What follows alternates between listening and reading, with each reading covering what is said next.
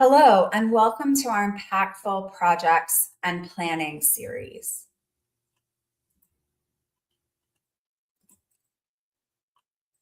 I'm Jamie Asdani. In today's session, we'll talk about how to turn strategy into clear weekly execution. So if you are leading or working in a nonprofit or mission-driven organization, you probably know this feeling. You have a beautiful, inspiring strategic plan. It's filled with great goals, big ideas, and community-centered visions. But then Monday morning hits, your inbox overflows with emails about the programs that existed long before the planning process even began. And you just had 3 urgent items land on your desk, and your team is being pulled in 10 different directions.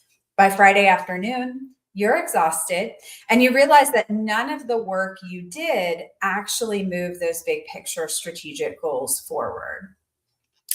I call this the strategy gap. So it's the disconnect between what we say matters most on paper and what we actually spend our time doing month to month and week to week. When this gap persists, we default back to old reactive habits. We respond to whatever is loudest, and our strategies don't move forward. This isn't a competence problem, and it certainly isn't a lack of commitment. It's a capacity and structure problem. To protect your team's focus and make your strategic goals a reality, we must actively build a bridge between our strategic vision and our weekly task list. And that starts with how we plan. Most strategic plans fail to inspire action for one of 3 reasons. They don't reflect the realities of our organization's capacity, so we end up promising too much and not accounting for the work already underway. Plans also fail because they are too vague to give our teams direction with really big goals and objectives, but no real plan for implementation. Or the plans fail because they get too detailed too quickly, becoming completely overwhelming to communicate and manage.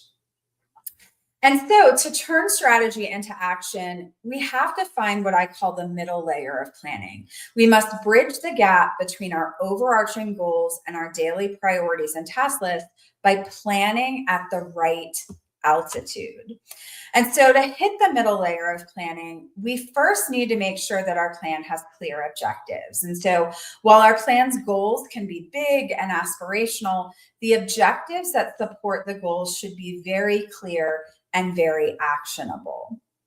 And so the template I like to use for writing clear plan objectives is action plus target or objective action plus measurable metric or result plus deadline. And so the action is that action verb. So it's what we're going to do. Are we researching, designing, delivering, or building something? And then we want an object or target of that action, whatever it is that we're researching, designing, building, or creating. And then we want to have a measurable metric or a concrete result of that action that can help us to gauge success and a clear deadline for completion. So let's look at an example. So let's say we have a goal of improving employee retention, and one of our objectives for this goal is to create a leadership development training program. So instead of a vague objective like deliver a leadership training program, a clear objective would be deliver a leadership training program to 50% of supervisory staff by June 30th, 2027. So we've got an action, deliver, a target of that action, the leadership training program, but we've also got a measurable metric, 50% of supervisory staff, and a very clear deadline, June 30th, 2027. And so this kind of clear objective sets up expectations for your team and your stakeholders about what is expected and what we're trying to achieve. So the next thing that we want to do to plan at the right altitude is to define an objective's deliverable. So once we have a clear objective, we can define its deliverables. Deliverables are the concrete, tangible outputs of the work, of the action. So let's look at an example. And so we have our clear objective about delivering the leadership training program, but what are we actually going to do? right? So what do we have to create or build to achieve this objective? And so the deliverables might be training program slide decks, the online training modules, a participant handbook, a training assessment. And so by going from objectives to deliverables, that's work I often do with clients when I'm helping them with strategic implementation planning.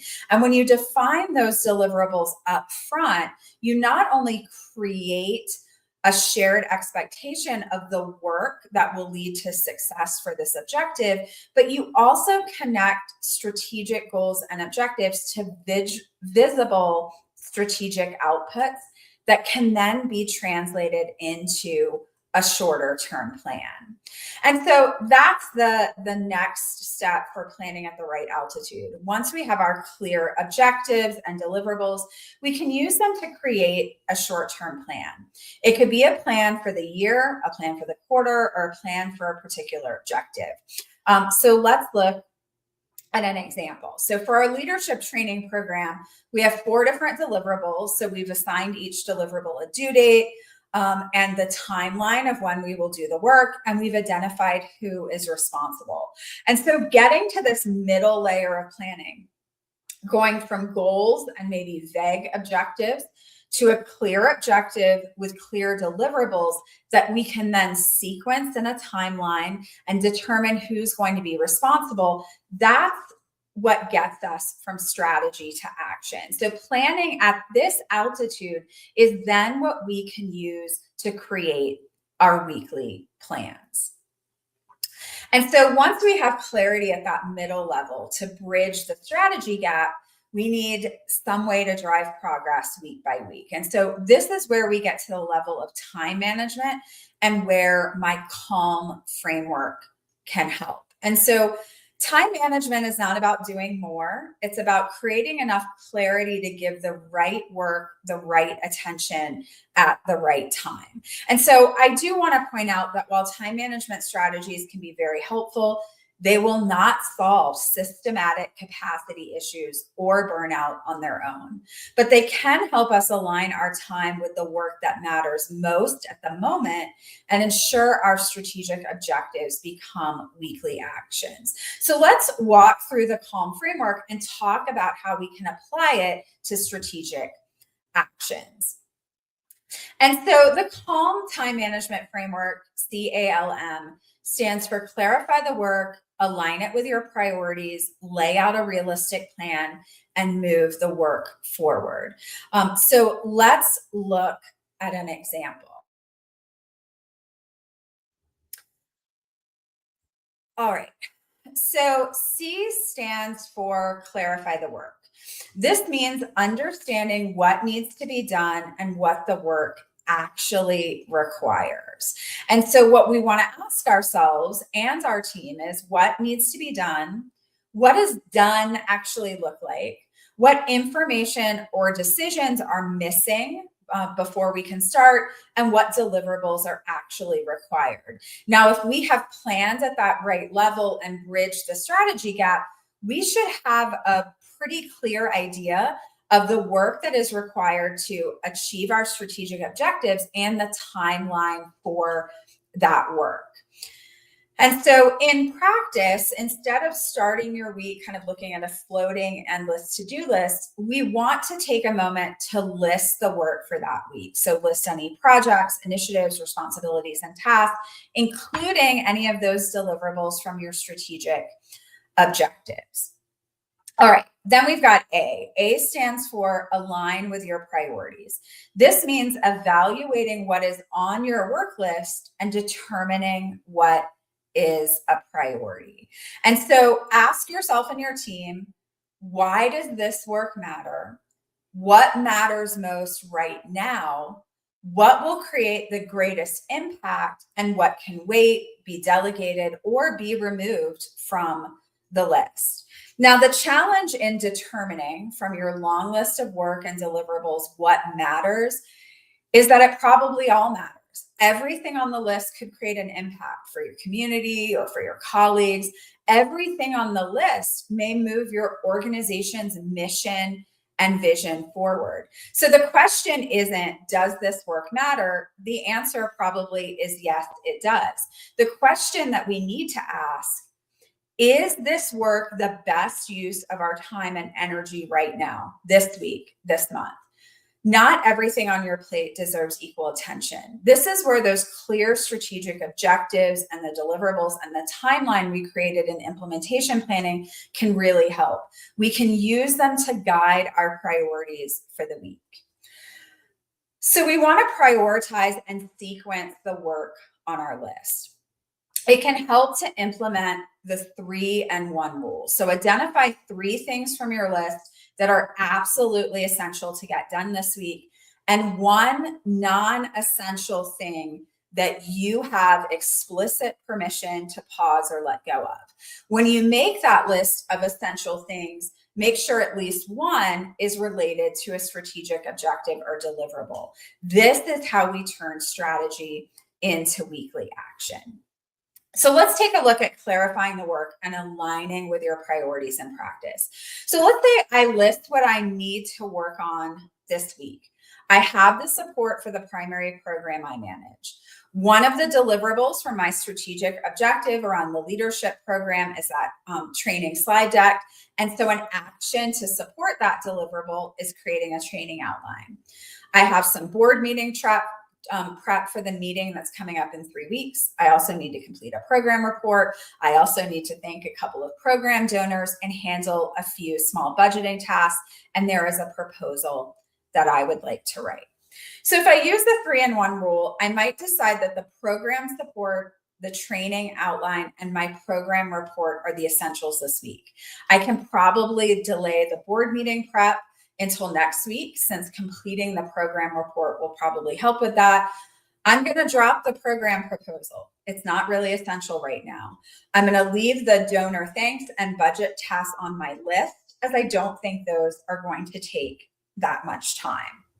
So I've prioritized my list, identifying my 3 most essential things, dropping some things that are not critical right now, and leaving some small tasks that I'll get to if I'm able.